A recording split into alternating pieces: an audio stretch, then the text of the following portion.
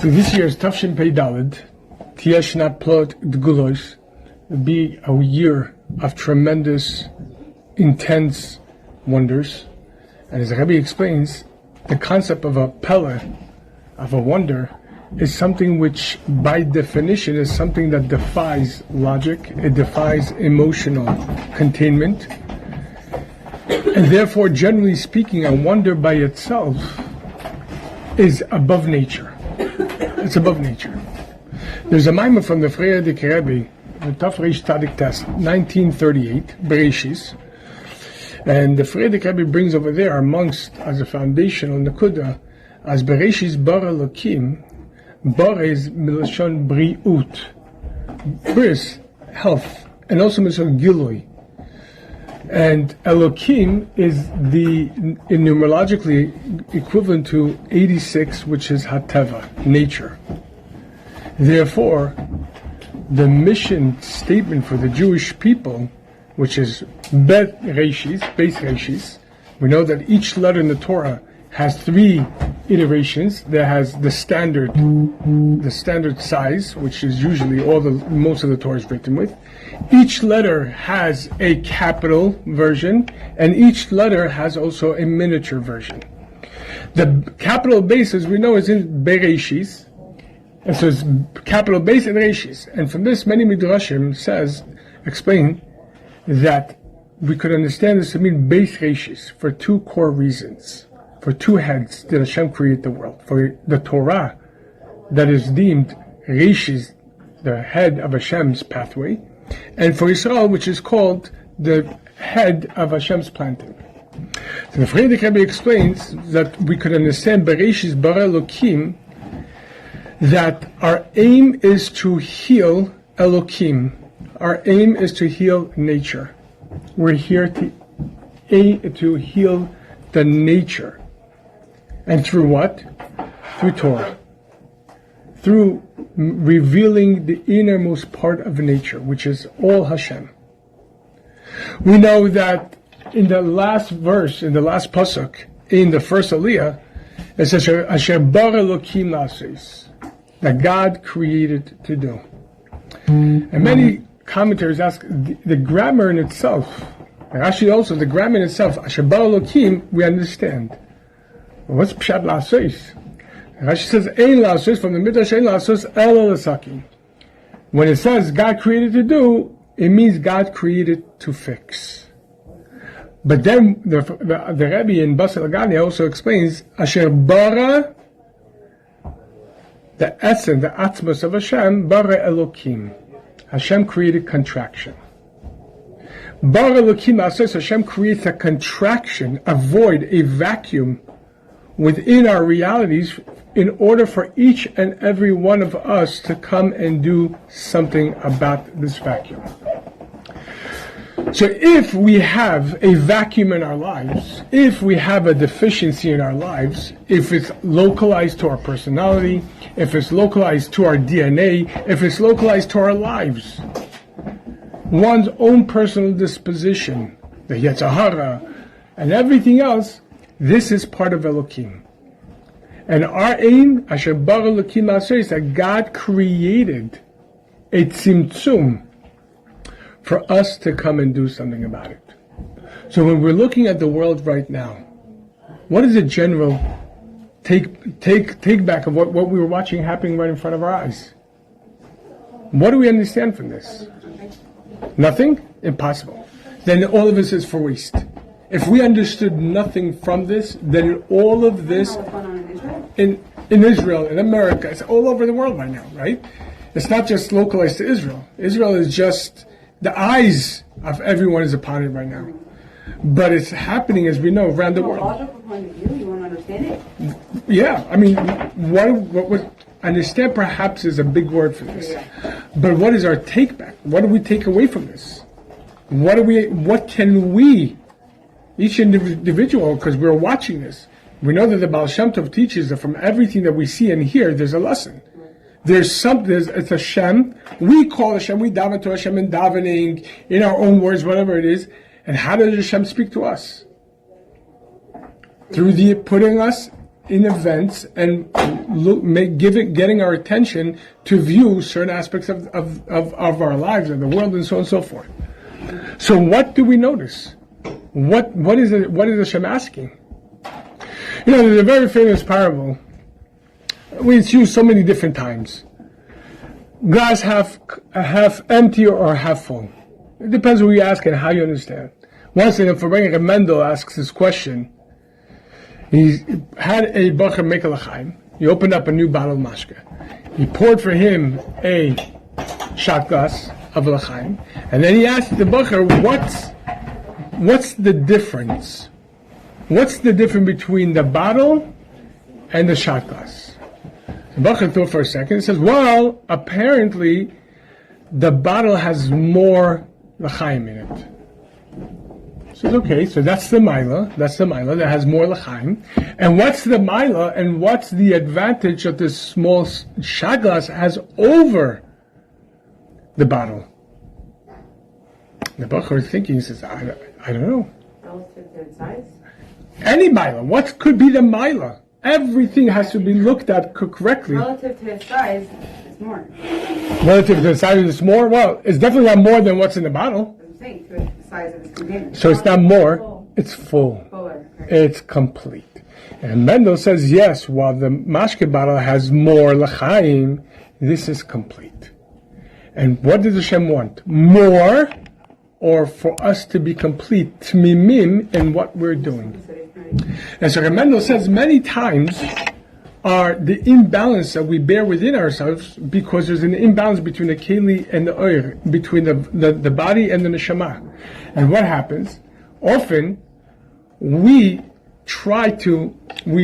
pour the shot glass into a humongous cup, and then that cup is empty. It seems like it's relatively empty. But then you re-pour from the same glass into a small shot glass, and you see it's full. There's nothing wrong with the content, but rather the vessel exceeds the context. To know how to make a wholesome vessel, not too much. I remember when I first started my tshuva process, and I was in Adar Torah, and then I was in 770. I took on so much upon myself. Rambam 3 prakim and 3 Maimarim at the Inner Sich and Shulchan Aruch, and at a certain point, after I don't know if you're a part of which part of Machon you're in, but it could happen to all of us. At a certain point, after a while, although it was thrilling for a while, after a while I started burning out, but I didn't want to admit it. I said, no, I have to do for the Rebbe, to bring Mashiach, and v'chol. Then I went to my Mishpia, and I asked him. By the time I finished my Rambam, it was 2, 3 in the morning. You have a whole Seder, a Yom, the whole entire day.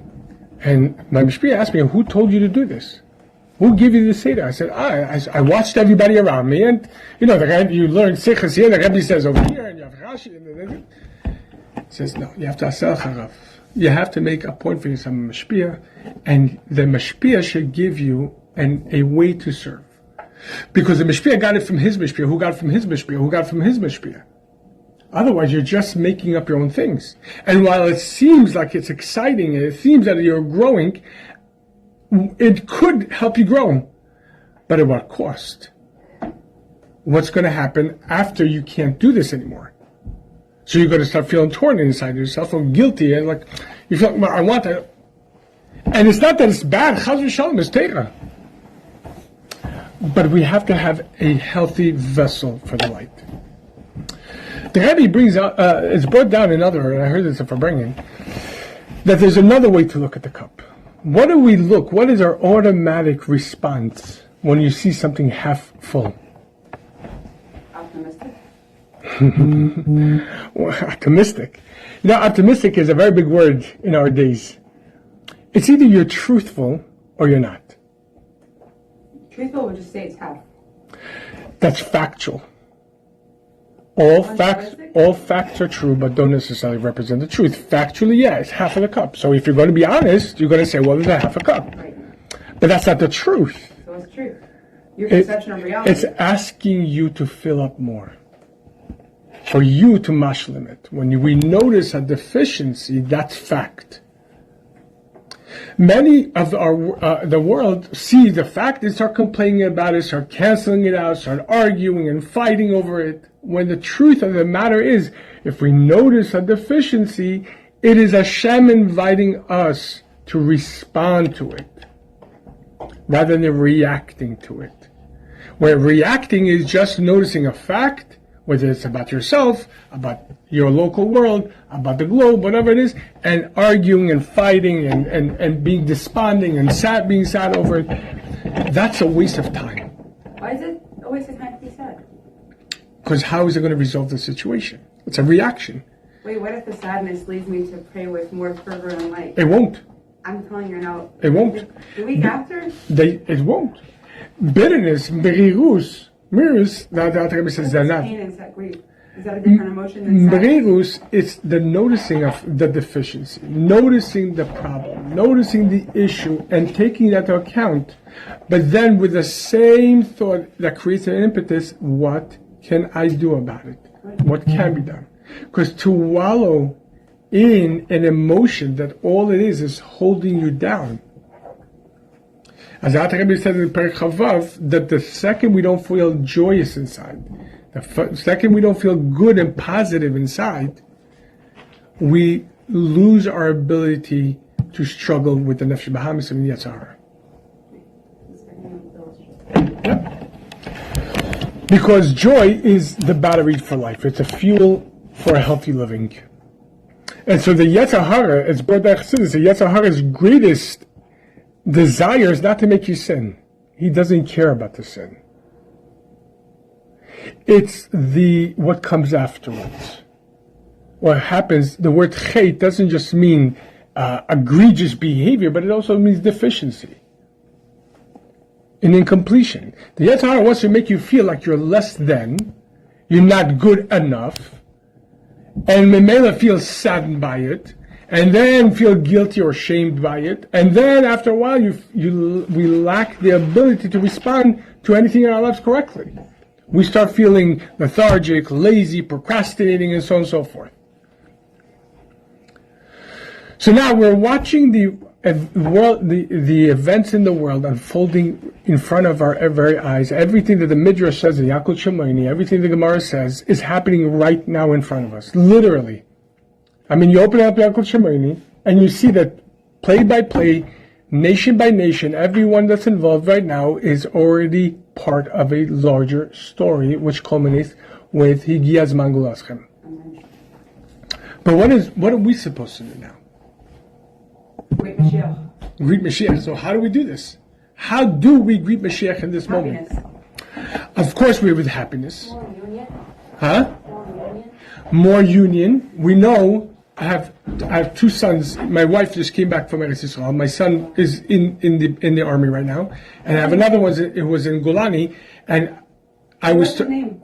I was told that the terrorists were watching the separation that was happening in the Jewish people, amongst the Jewish people, with the protests and everything for months and months and months, and they said, now is it time to strike. We know that when Haman introduced the Gzeira of genocide, Rahman al-Atzlan, how did he introduce this to Achashverosh? Yeshno am echad mefuzar umufurad. And the Rebbe explains, what does that mean? There's one nation that is scattered, dispersed, and is separate. There's a nation that's generally marked by onehood. The entire definition of a nation is onehood. And right now they're separated. And because they're separated, now is the time to strike. The biggest fuel that we give our enemy is our division. Because each and every one of us, as the Torah says, and the Alter Rebbe explains, division machloket, she'anachnu chalukim, she'anachnu lo b'matzav shel achdut. You know, the Rebbe says, by the way, in Parshat Noach, that's very interesting. When it comes to Noach, the Gemara says, what signed the decree over, what made the mabul? Not the immorality, not the perversions, it's the gezel. It's the robbery. Because a robbery, well, what does it mean, robbery? How could a person take? It means that they're not, that there's no respect, that there's no borders. That's, what's yours doesn't belong to you because I don't care about you. What I see, I want for me, and that's it. The Rebbe explains that the Gzera Nichtama ala Gezel, and what was the tikkun for it? The Mabul, but what was the tikkun? It was that they had to live in a teva for an entire year. A very difficult, grueling year for Noach. It says he came out blooding and broken. It was to be able to repair, to bring everything back into oneness. So then I would like from intelligence. From the intelligence. Now, can I get your son's name? He's on the front line. Menachem Mendel ben Miriam Sarah. Mayor who? Miriam Sarah. Oh, you say the mom's name. Yeshakir, thank you. Okay, so let's look at the sikha. This is a sikha from Parsha Shmos. It's a foundational sikha in which the Rebbe addresses the foundational aspect of Yiddishkeit, of bchira chofshis, of free choice, and it's a truly foundational sikha. So let's look. Regarding the pasuk that it says in the third aliyah in Shmos that Moshe Rabbeinu grows up, he becomes he's promoted to oversee the courtyard of Paro. And Moshe Rabbeinu comes out to see his buried. Moshe Rabbeinu comes in to see his buried. And what does he say? He saw an Egyptian officer beating an Egyptian servant. And he looked here and there. And he saw that there's no man.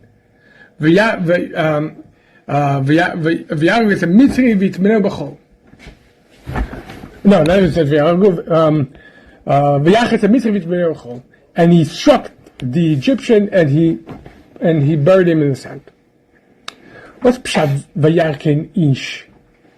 What does that mean? He saw that there's no man. So Rashi brings in the Midrash. He saw that no man significant will ever. He says Vifa Kovacho. He looked into the future. He saw that nobody's going to ever come from this Egyptian, and that nobody of significance. In other words, he's not altering history, and he killed him. The Rebbe explains elsewhere that this is Hashem wanted to emphasize why Moshe rose to prominence. He saw that no one's acting like a mensch. What does that mean? Imagine in the Holocaust, watching a SS guard beating a poor Jew. And you're watching and everybody else watching, but you know if you take action, you're going to be killed. You're going to suffer the consequences. So do you stay a bystander? Most people did. But it's not just that you're going to suffer the consequences. It's not helping the person either. Well, that's the point. This is a logical configuration. The Rebbe says when it comes to Yiddish and neshamas and Yiddish lives, you cannot start calculating. So Moshe Rabbeinu, this is what Hillel says in Perek Aleph. By the Holocaust is watching a guard, whatever, hitting somebody, and he does something, they'll both be killed. The chances that he might be killed, but imagine that the last seconds he is Chaz v'Shalom of his life. He knows he or she witnessed that people are watching and nobody took action. This is what the Mishnah in Perkei Avos says. Hillel says, in a place where no one's a member, Makom she'ina nashim, you try to be the mensch. In other words, when you notice there's no one, what's a mensch? What's the word mensch mean? What's a mensch? How do we describe mensch in English? Human being, isn't it? Not human, because nobody's like, oh, this person helped me pull out my car. What a human being. No, like a human being, I mean like someone that acts correctly, like a. What's correctly? What's correctly? According to Moach shalit alalev. For this is humane. Not a human, humane. To go beyond your human tendency. In America, the Western world, what do you want from me? I'm only human. It's like a negative thing. It's an excuse. Well, I'm not an angel. What do you want from me? I'm just a human being. A mensch is someone who's able to supersede their basic instinct. Moach shlita love. In other words, yes, it might not be easy, it might not be convenient, I might not get anything out of it. As a matter of fact, I might lose everything. Like Moshe Rabbeinu took action, and indeed he lost his prominence immediately.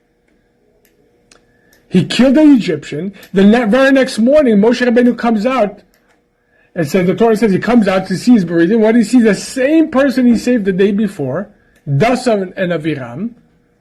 The day before, the man he saved Datan from the Egyptian. And Moshe Rabbeinu sees that they're in the middle of a heated fight, and one of them raises his hand to strike the other one, and Moshe Rabbeinu screams out, why would you, wicked one, why would you hit strike your fellow? What did Datan respond back? Who made you, excuse me, he says, but he said more or less, who died and made you boss? Who made you an officer, a man over us? You're still a young kid. He was 17 years old. Who made you in charge of us? What gives you the right to even open up your mouth in front of us? The Midrash says, you're pretending to be Ben Batya, the son of the princess here. But every one of us knows you're Ben Yocheved in Abraham. What do you think? What do you think Paro is going to do when he'll find out about this? What do you think he's going to say when he knows that a Jewish infiltrator killed one of his officers to save another Jew? What do you think he'll do then? What's the next pasuk? Vayira Moshe, vayomer achen noda hadavar. Moshe Rabbeinu became frightened, and he said the matter has gotten known. Last year we learned the first Sikha, Chelek Lamavav, we learned the Sikha Bitachon, which if you haven't yet learned this is a foundational Sikha that will transform your life forever. That was actually the first Sikha I ever learned that really got my attention to Sikhis. I was like, wow, so pertinent. What does Bitachon really mean and how to implement it and so forth. But over here, Rashi gives us, he gives us two perushim. V'yira Moshe v'yomer chenu nadav. Moshe Rabbeinu became frightened. Rashi says, kipshutei. First, Rashi brings a simple meaning, which means Moshe Rabbeinu realized his life was in jeopardy. Realized that the Tan is going to go tell Paro about this, and his life is now in jeopardy. Fine. V'yomer achenu nadav. Rashi says again, kipshutei. The simple meaning, the matter that I killed the Egyptian. But then Rashi brings a midrash, umidrashi. V'yira Moshe v'yomer achenu nadav. Midrash, what's it mean? Moshe became frightened because he was afraid that the Jewish people would not leave Egypt. That's the midrash. And then Rashi also brings a second part, davar, the matter is going to know what matter. So Rashi gives again, midrash. He says, the matter that I was always asking, what did these people do so bad, more than any other nation, to deserve this type of exile? Now I know, yesh behenem rasham doterin. They have informers, wicked informers amongst them. They telltale among them. They speak Lashon Hara against each other. Now I understand why they're here. Before we even go on, there's a question. The Rebbe asked this question in a different sikha. But why did Rashi, who's entire inyan, and I'm only here to explain a 5-year-old doesn't understand besides grammar, besides the syntax.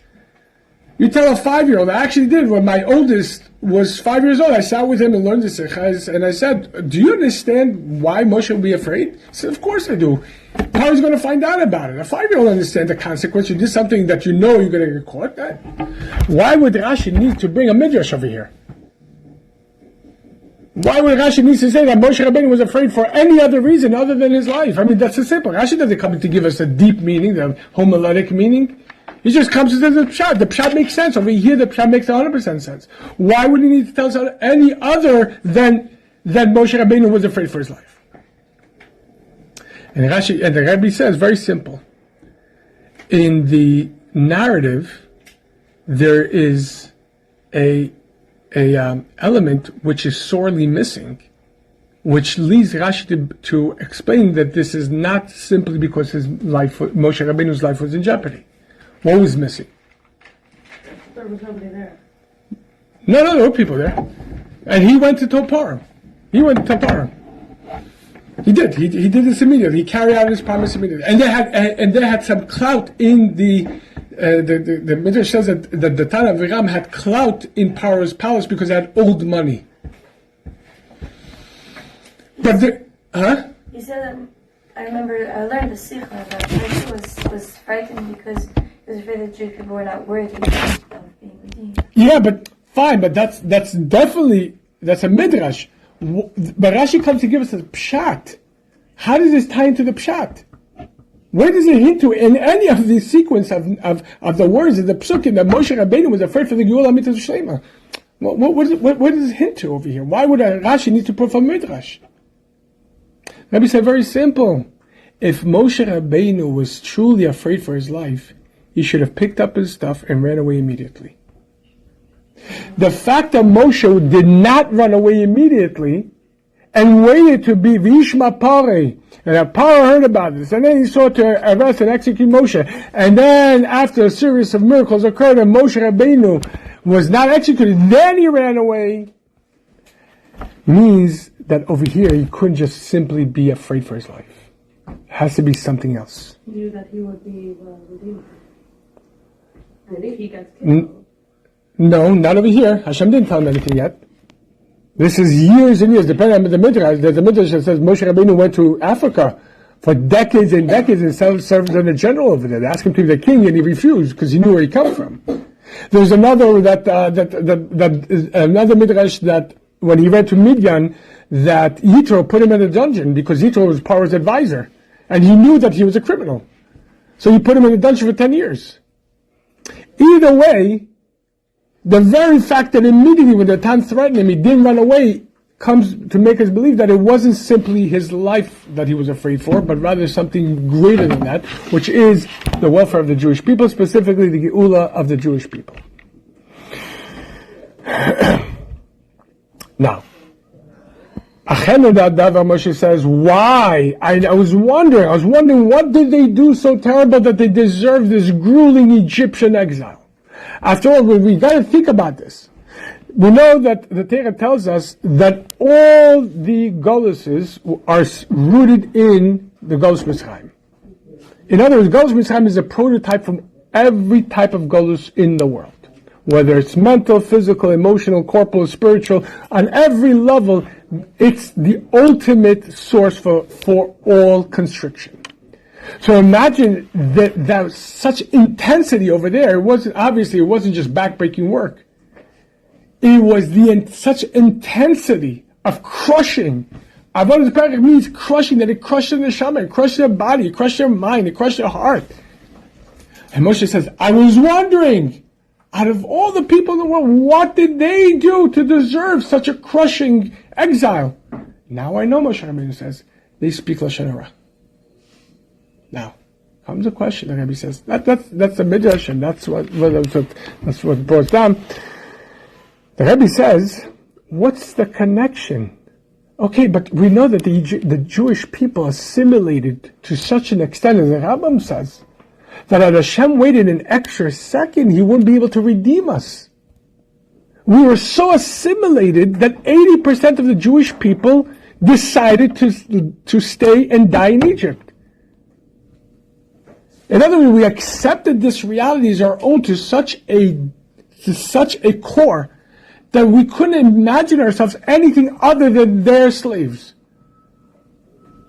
This is a victim. You know, what's the difference between a victim and someone who goes through something? Could be the same thing.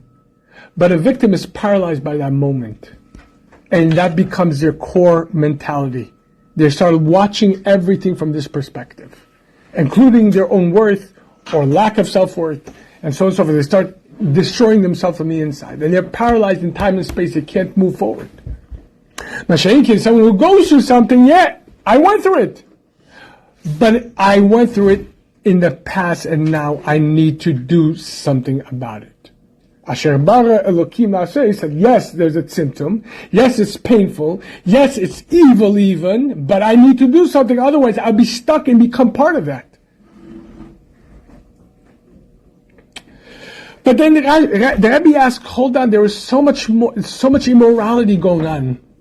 The Jewish people basically accepted the Egyptian culture, just much like we're watching here in the world today. Most of the people accepted their national culture as their selves. Sometimes, what's the difference between saying an American Jew or Jewish American? A Russian Jew or Jewish Russian? What's the difference? Huh? Exactly. Which was the precedent by you?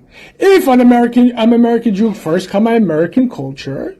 Then when the American culture allows it, or at least doesn't interfere, then I'm also Jewish. But it's not that way in grammar, because we're saying the second word is identification, is what identification. But it's that way in mentality. I can tell you that. Try to get a minyan on Super Bowl Sunday, when the minyan is around 4:30 in the afternoon, and there's a party to celebrate the upcoming game of people just throwing pigskin among just to prove that they're. And try to get a minyan. You call, excuse me, we need a minyan, your number. I'm sorry, we have this right now. I would love to, but I'm invited somewhere for this party. He says, yeah, but we need you. I know. Try to find someone else, okay? When Golda Meir came to Kissinger, the famous Meise, she came to him asking arms for Eretz Yisrael. And she tried to plead to his Jewish side. She says, Golda Meir, you're barking up the wrong tree. Because first, I'm an American. Then I'm a advisor to the president. And then I'm a Jew. And what did she say? Lucky for you, in Hebrew we read left to right. And there's a big difference of saying I'm American Jew or Jewish American. There's humongous. I understand in grammar, you couldn't say... But it's a mentality. It really is. So here we know that the Jewish people accepted, as the Rambam says, we almost completely threw off the very premise that defined us. We weren't Jewish yet because we didn't receive the Torah, so what we were tribal. And what united us together is a premise of Achdus Hashem, monotheism. But the Rambam himself writes in Hilchos Avodah Zarah that we almost completely disbanded from it. That we started practicing all kinds of foreign things. Now, idol worship, Lavdavka is idol worship. Sometimes idol worship is Netflix. Serious. Sometimes it's just as much as that. Listening to a song that you ask yourself, do I agree with this? Does this agree with my Yiddishkeit? Does this agree with my neshama? Does this agree with who I am? Does this reveal who I am? Do I agree with this word? Well, I like my grandchildren to be part of singing this and celebrate. Do I want to transmit it b'deir l'deir? What's that? It says, the Gemara says that when Adam sinned from the tree of knowledge, he introduced 3 of the cardinal sins. Avodah Zarah, Shvichus Damim, Gilgal Arayis, Shvichus Damim. Avodah Zarah, because Hashem says, don't eat from the tree until Shabbos.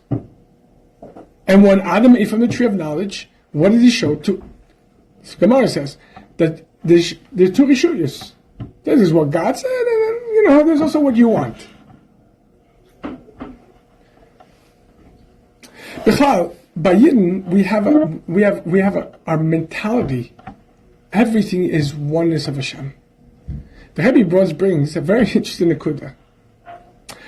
What's a Yidden? Why do we have mezuzahs on our door? God told us to put it there. And what's the purpose of it?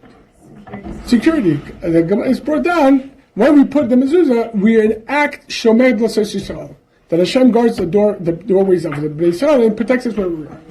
But God forbid, what happens, Rachman Yisrael Aleinu, if there's a robber at home? There might be What do people look at usually first? You look for your security system. Was a lock. My windows. I need to get better bars. Also, there's a mezuzah, where in fact there's no dichotomy. Hashem says, "Put a mezuzah." There must be something in the mezuzah. But here we almost lost that entire perception of truth. So it comes, and the Rebbe asks a very foundational question here. There were so many other negative issues going on amongst Bnei Israel at that point. Why did Moshe nitpick with Lashon Hara? He says, because of the Lashon Hara, they're here. And now I understand. Because Lashon Hara they're here. Why Lashon Hara more than anything? Why more? There was others. There's Moran, there's Chudamim. So Razal yiflig מאוד בחומר ייסוד לשון הרע. Our sages expound and emphasize to such an extent the evil of Lashon Hara. Very interesting. Before we move on, how does the Gemara describe us? How does the Torah describe humanity? Atem korim Adam. But that's Atem korim Adam. We know there's Sug ha-Doimem, the inanimate. There is ha-Tzomeach, there is a plant life. There is Baal Chaim, there is the animal kingdom. And then what are we? Medaber. Sug ha-Medaber. We're the articulate ones. We're able to communicate essential truth independent of our basic instinct. Where all species communicate, plants communicate, animals communicate. But what do they communicate? Basic instinct. What do we communicate? We have an ability to communicate above basic instinct. We're able to override basic instinct and to reveal God in this world through our words. One of our greatest features, the Gemara therefore is telling us, is our ability to communicate. That's why we're called not the humans, we're called the communicators one. What's the issue of Lashon Hara? What's the issue of it? What's the problem with it? That you may kill a person, reputation, income, marriage. First of all, we know that you're tainting the person. That, as the Rebbe explains, you're not just describing words that don't just describe, but they actually elicit outwards. They draw out. When we call someone a certain word, psychology says you tell a child you're stupid, you're this, after a while psychology says they'll start believing it. But the Rebbe says not at all. They don't start believing it. You're just drawing it from potential to actual because your words are eliciting from potential to actual. So you're developing this trait within them. He created that reality? Yeah. We know the famous sikha that the Rebbe in Parshat Noach is one of my favorite sikha, the sikha of behema tehera v'behema she'eina tehera, right? The Rebbe explains that words have power. That when we use a certain word, we're not describing, we're eliciting and we're locking it in to this cocoon that it can't come out. You keep on calling, this is bad, this situation is bad, you're bad, I'm bad. You're creating a reality where, God forbid, there's a cocoon where the person is trapped, they cannot come out even if they want to. That's what the Rebbe says, instead of bad, say not good. Now what's the difference between saying bad and not good? It's the same thing. But bad is describing in its most external way, and it's locking it into an external mitzias that it cannot come out of. Not good has the word good in it. That good implies that the pneumius, there's goodness, but we haven't reached it yet. There's what we need to do in order to bring that there. In other words, we're leaving the potential open for growth. Where bad you're describing it, that's it, that's the end. There's nothing else to speak about. I'm bad, I'm good, you're bad, and I want nothing to do with you because after all, I'm good and you're bad. So, but when he says not good, okay, obviously the reality is not good. But we're here to work. We're here to augment. We're here to transform. So it's very easy to notice somebody else's deficiency and call them out on it. But that's called Lashon Hara. Now, what's the problem if I just say to someone, listen, you're acting bad. What's the matter with you? You should get your act together. What's the problem with that? You're emphasizing the negative traits. Right. I'm showing the person something that they might or might not be aware of. Why is that bad? Huh? Why is that not good? Because very simple. You take it from even the most psychological level. Once a person starts seeing themselves in a certain way, You're holding someone accountable. that's not accountable. Yeah. You're locking into a prison. Accountability is, look, here's the thing. First and foremost, let's emphasize that you're good. You know, there was a very big mashpia. His name was Reuven Dunin. He was about Tshuva in the 60s, came to the Rebbe. He was a humongous mashpia in Eretz Yisrael. He died about maybe 22 years ago, so even less a little bit. But when he first came to the Rebbe, he cried to the Rebbe about the sins that he did. It was the free 60s and so on and so forth. He cried about all the... And he says, Rebbe, I need a tikkun. The Rebbe says, come back. Next time you'll come for your chiddush, we'll talk about your tikkun.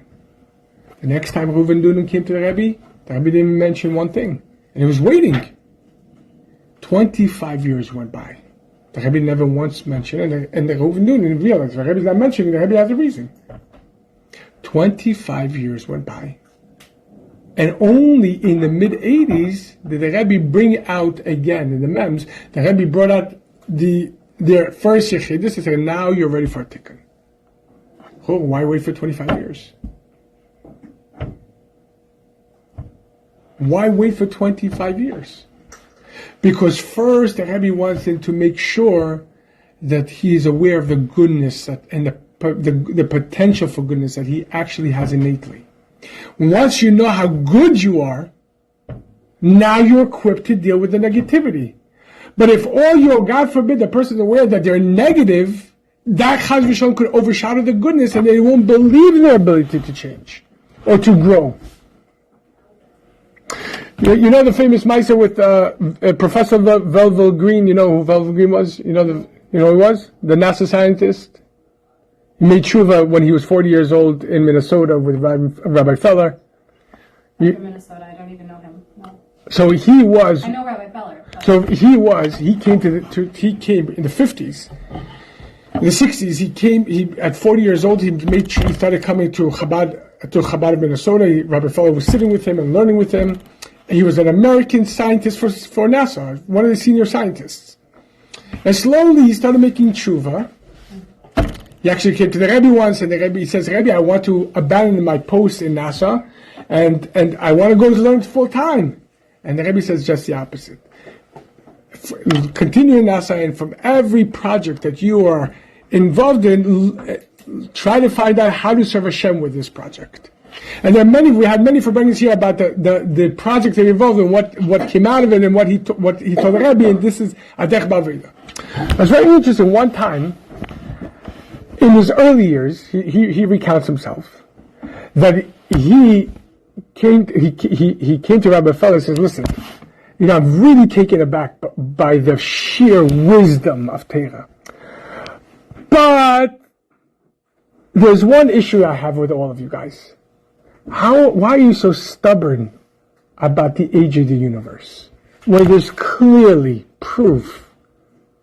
There's clear proof that Torah cannot be accurate over here. Torah has great wisdom, great morals. But come on, over here, it's a limit. Why do you have to be so stubborn and say that this is... Say we didn't know, and now we do.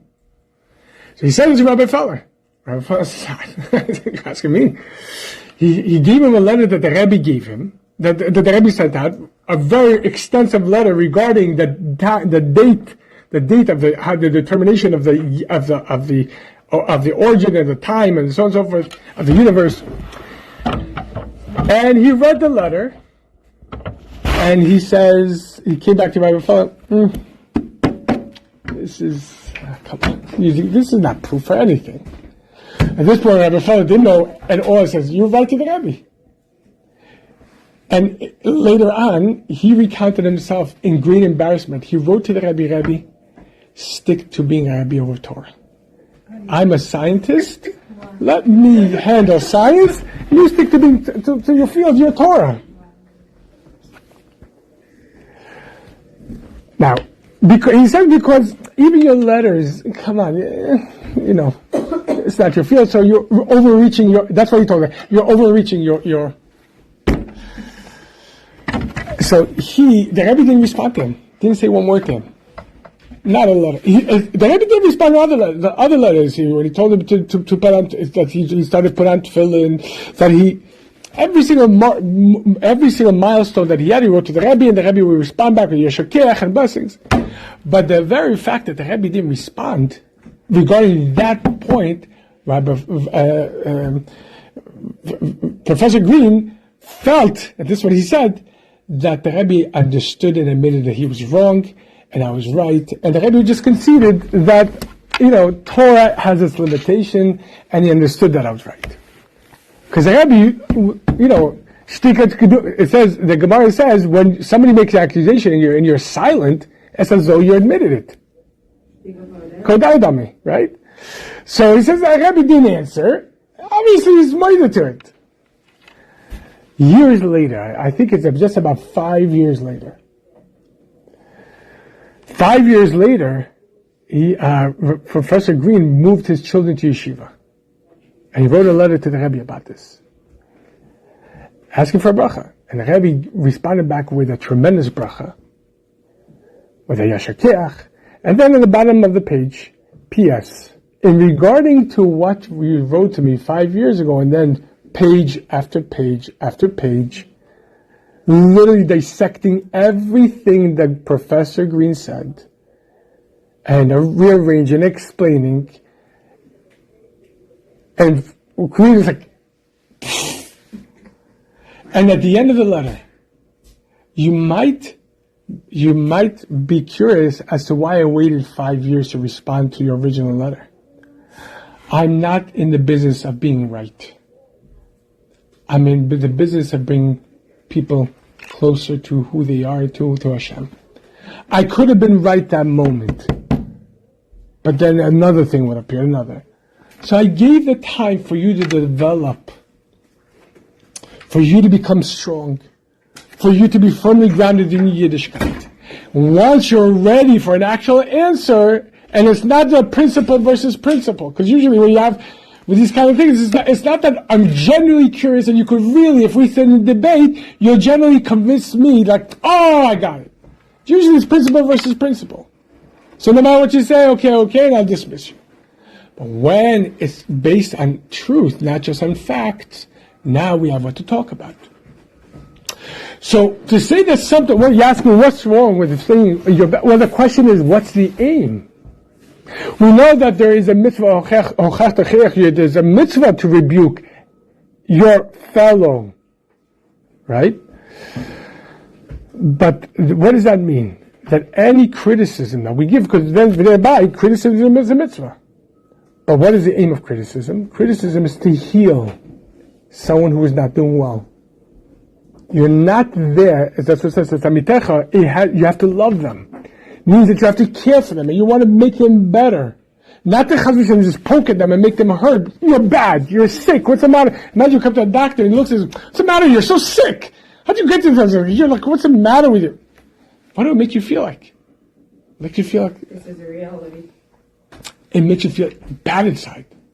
Now imagine in COVID, God forbid, somebody is just the first months of COVID, February and March of 2020, right after Purim, and people, Chas v'Shalom, for the first are closing with the news that this is deadly, and then imagine somebody's now all alone in their room, and people on the outside, you see you're sick, what's the matter with you? You should have. What would that make that person feel inside? Like not only I'm sick, I'm alone and nobody cares. Like, I'm broken. Lashon Hara is ra, because it's not aimed to heal. It's aimed to just point out a discrepancy and leave the festering wound open. Yeah. There was this Hayom game not so long ago. I don't remember which day it was, but it said that there's this mimer about how to give criticism and that you should learn it. It's Varuach HaMoshel, right? Right. It's a very, very famous mimer. It's in Varuach HaMoshel. It's in the Friedrich Rebbe's מאמר מלוקותם חלק בייס. Which one is it? First רוח המשל.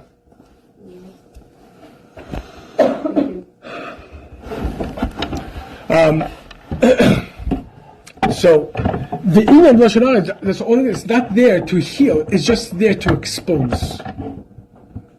Now, if you know, what's the difference between Lashon Hara and criticism? The criticism is just like you come to a doctor, they say, listen, I need you to undress, and obviously it's uncomfortable, it's vulnerable, but you know the person, that the doctor is there to heal you. But imagine some stranger comes and says, you're sick, come on, take everything off, I have a needle in my hand, I want so, get away from me, get away from me. It's scary. Now that's one issue. The other issue is, our sage is explaining, that once you said these words, now from this point on, anybody else who heard this, anytime they're going to view this person, they're going to view the person from the lens of what they heard. They're never going to be able to unhear and disassociate what they heard about the person from the person themselves, whether it's true or not, or whether the person even changed. It doesn't matter. If it's Lashon Hara or Moitzi Shem Ra, if it's truth or not, this is just a libel, a rumor. Once a person heard, now from this point, the association is, I know what I heard. That's why it's one of the hardest things to make tshuva for. Because now you're going to go deal with people's perceptions. What you said, so you were kidding before, how do you know you're not kidding now?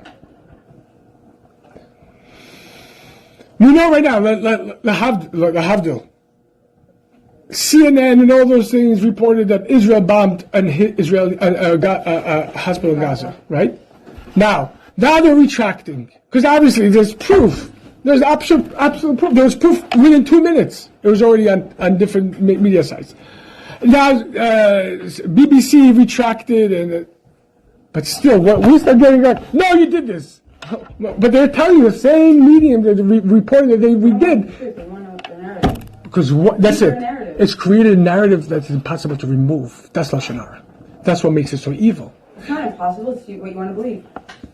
Well, the Rebbe says, the Rebbe wrote to an author of an article. He wrote an op piece, and he wrote to the Rebbe that the op piece was taken completely differently than he intended it to. And he got a lot of backlash for that. But he said to the Rebbe, I didn't intend for this at all. That wasn't my intention. My intention was to forget, just the opposite. The Rebbe says, the onus of interpretation is placed on the shoulders of the writer. The way that people are going to understand it is based on the communicator or the writer. You can't say, I meant one thing, but you understood. You have to take into account before you say it or before you write it that people are going to understand it one way or another. We can't just say, well, I wrote it, so it's irresponsible. That's irresponsible media. And that's the issue. And this is prevalent. So let's close this off. The Rebbe says, what is so damaging? Why did Moshe say more the Gilui Arayos, all the other sins that were happening in Egypt? Why Dafka Lashon Hara? The Rebbe says the Gemara brings something very interesting. David, the generation of David and Melech, would go to war and they would have serious losses, although they were all tzaddikim. Achav, all of the Avodah Zarah, they're all idol worship, but they would go out and win every single time. Why? Because David, although they're all tzaddikim, there's an issue when everybody's a tzaddik, everybody's right. There's going to be a lot of machlokes. That's what the Samach Tzedek says. Don't work on being right. Work on doing things happily. It's not about being right. Why would you want to be right if it's going to make a wrong situation for someone else? Sometimes, like the Rebbe says, it's not about being right. Sometimes just keep quiet for a little bit, build the person up, and they'll see it on their own eventually. It's a hard thing to do. Ego. No, I want to be right. I want to be right. Because I feel more me. I feel more ich. If I'm right, I feel bigger. The Rebbe says, this is part of the Gemara, that Hashem is willing to overlook Avodah Zarah. Even if the Jews worship idols, Hashem says, I'm willing to overlook this. I'm willing to look the sins, but one thing I can't overlook. Separation. Machlokes. This I cannot. Why? Because Hashem chose a nation. Hashem chose us from amongst all nations to be His nation. A nation has to be cohesive and one. You cannot be. We see what's happening in America. As the Rabbi says, what's the difference between a nation like America and Jewish people? The American came over here. It's a bunch of people come together, colonize a certain area under a certain premise, and that's it. But if the premise goes away, they were never together in the first place. So it's very easy to divide them. But Hashem created us not based on any of our values or better. He chose us to be His, based on Himself, not based on anything about us. And that's why a Jew can never stop being Jewish, even if they want to. Because we didn't choose this, Hashem chose us. But for this we have to be one. When we're not one, when we don't act as one, the Gemara says, we throw off our very protection. The thing that protects the Jewish people for thousands of years is Torah, mitzvot, and achdus, oneness. But the oneness is even more stronger to kvyachol than even Torah mitzvahs. Because in generations where we did have Torah mitzvahs openly, the achdus of Beis Yisrael still kept us together. But when we were separated, we've crumbled. The terrorists watched how we were separated. Haman watched when we were separated. Yeah. Can I add something? Sure.